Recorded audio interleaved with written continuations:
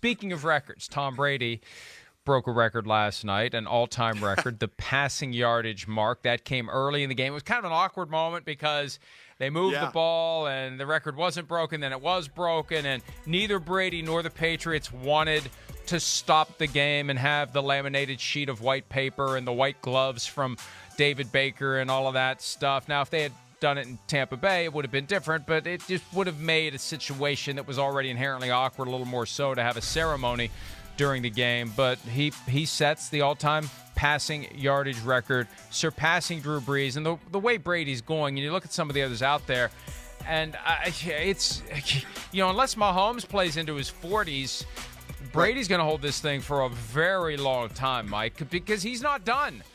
Drew Brees broke it at 71 and took it another 9,000. Who knows how far Tom Brady's going to break it. But let's hear from Brady on surpassing the Drew Brees record.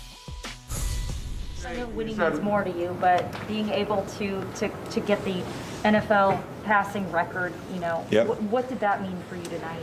I just think it's an amazing statistic in that so many people can share in it with me. So quarterback doesn't throw and catch.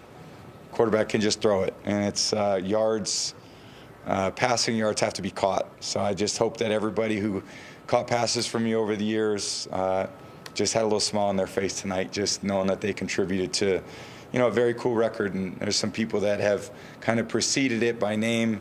Drew Brees, who I look up to, is a hell of a guy. Great player, Peyton Manning, who's one of my all-time favorites. Brett Favre, Dan Marino. But obviously, my teammates who caught all these passes over the years mean an awful lot to me. Hey, Mike, I like the I assume it was unintentional, but the reference to the notorious comment from his wife after Super Bowl 46, my husband cannot throw it and catch it at the same time. I just wonder if that idea is still rattling around in his brain 10 years later and it just blurted out in that moment.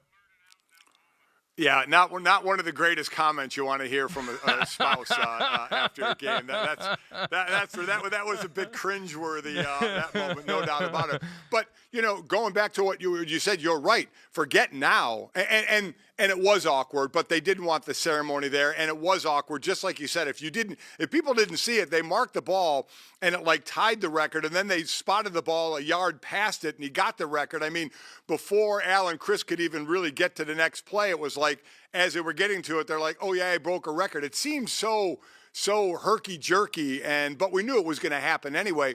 And you're right, it isn't not where it is now, it's where does it end up? And everybody will point to Patrick Mahomes because Mahomes is going to be the guy that gets to this number the quickest, and then that number the quickest, and then that number the quickest. And we know we're in a passing era. So the possibility of this getting broken is certainly there, but you're going to have the longevity, which all those guys he listed, Brees and Peyton Manning and Brett Favre, they did. That goes without saying. If you're going to break any all-time record of something like this, then you have to play a long time to do it. So that really goes without saying. Can those guys play that long? The era of ball we're in says that somebody, if they play long enough, will break that because we are in a throwing era.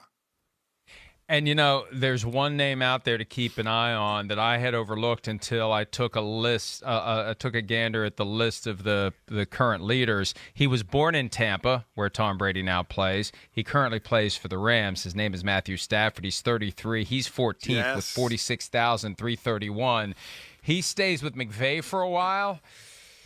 He's going to rocket up that list, and maybe he's going to have a chance, depending upon how far Tom Brady stretches that rubber band. Hi, I'm Mike Tirico, and thanks for watching. Make sure to hit subscribe for the latest news and highlights from NBC Sports.